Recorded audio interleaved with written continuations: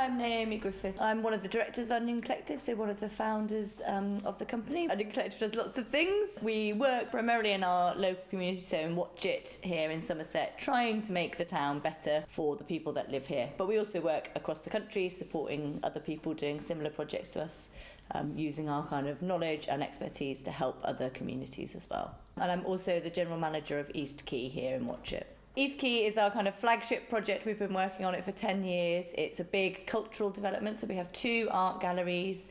We have 14 different tenanted spaces. So with everything from individual artists to a working handmade paper mill, a print studio, a geology lab, all sorts of things going on. We also have a restaurant and a big courtyard area. And we have 5 different accommodation pods where people can come and stay overnight.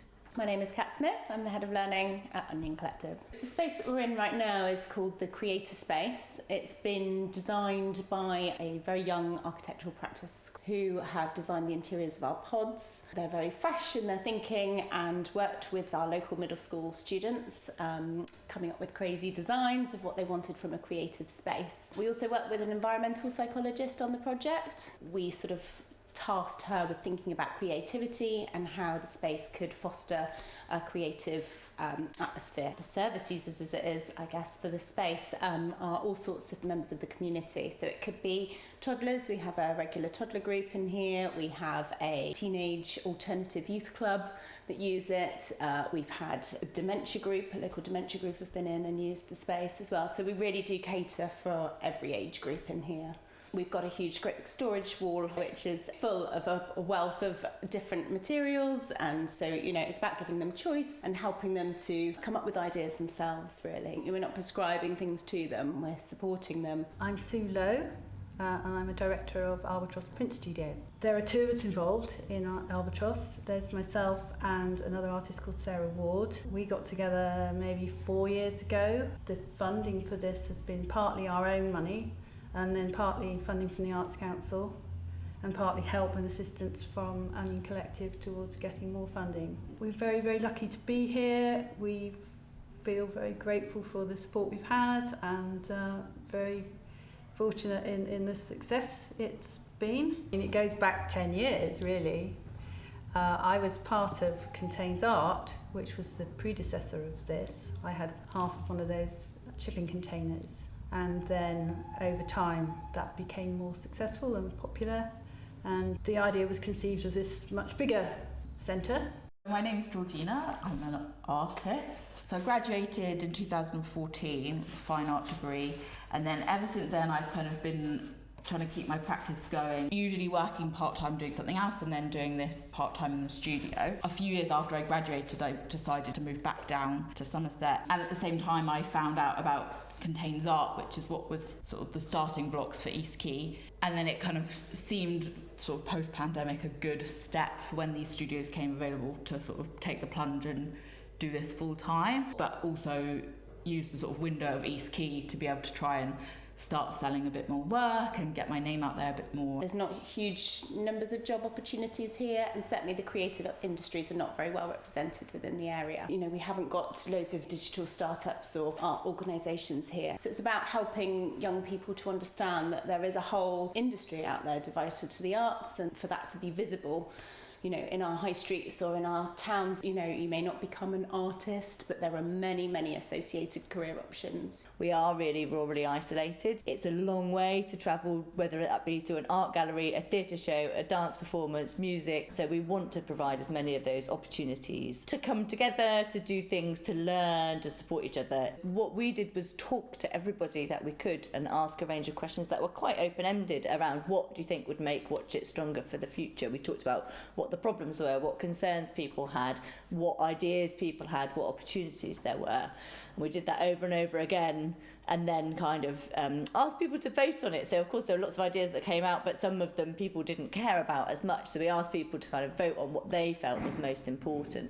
And out of that quite clearly came, employment opportunities and trying to create jobs, things around art and culture, and making sure that the kind of infrastructure and the support structures of the town worked well. And so all of our projects then try and reflect that. I think it's really important to listen to people and to keep trying to go to the people that don't engage. So lots of people don't connect in those sort of conversations because they're not able to, they've got other things going on, they don't really care enough, they don't find out about it. So I guess it's our responsibility to make sure as many of those people as possible have their voices heard and are part of the conversation. It's about caring and about looking after people, and that those are really the fundamental core values of an economy.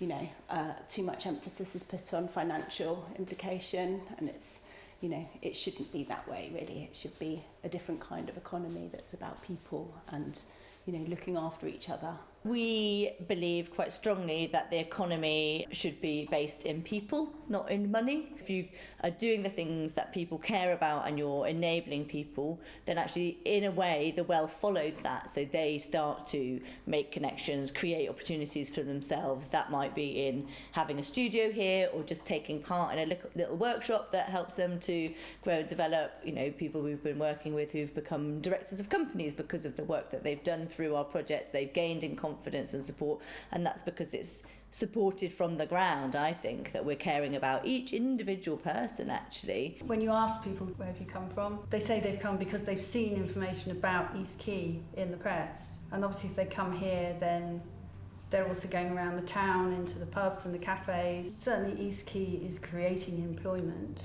People are moving to this area because they are drawn by this idea of a creative community and something like this. It's really good because we can sell from these studios as well. So whilst they are predominantly studios, it gives people the chance to come in and see what you're doing and find out a bit more about your work. And I think that helps to build the relationships for people as well. You know, they get to know you as a person, and I think when people are buying art, that's really valuable, that people find out more about your process and why you make the work you do. And I think, you know, within the greater marketing and media of East Quay, you know, it shines a bit of a light on us as artists, as opposed to having a studio kind of at home somewhere and you'd be working away, which is also, you know, absolutely fine. But you've sort of got to do all of that for yourself. You know, all the opportunities and all the sort of networking you've kind of got to do on your own. And also having other artists around, you know, but there's like maybe 10 of us, maybe even more now here. So having that support from the other artists as well as part of being here, I think is really important. I personally prefer this to being in a studio that's very isolated and quiet. I like being part of a bigger group and have things going on around me. It's nice having the audience. Having this fantastic gallery on site means that we have a constant audience. It's part of the ethos of East Quay that it will be a public space and that the public will be able to come see artists at work and understand more about what we do. Lots of the time it can be seen that artists are this other kind of breed of people that, you know, go about doing their work in kind of isolation. And I think it's quite good to be able to just say, yeah, you know, we're artists, this is our job, this is what we do, and this is how it works, and kind of opening the eyes a little bit on that, on creative kind of careers, I suppose. I think it's one of the great things about being in a space like this is that you do have that contact with other artists. We are all very independent though, we're all independently tenants. Each person has their own practice and the kinds of practice are very different. But we are, for example, planning an open studios event where we're going to have all the studios open and we're going to try and link that together with a theme and so on, which means you've got all of us pooling efforts to publicise an event. With art, you know, there's a sociable element to it, isn't there, as well as a therapeutic quality to it. It's about bringing people together. You know, at East Quay as a whole, we have all sorts of different events designed for different groups or different people to come and connect with what's going on here in different ways. So it's about providing that hub, a place where people can meet, a place where they can come and, you know, develop relationships. So maybe people that are isolated in the community have got somewhere that they can come and join in with something special.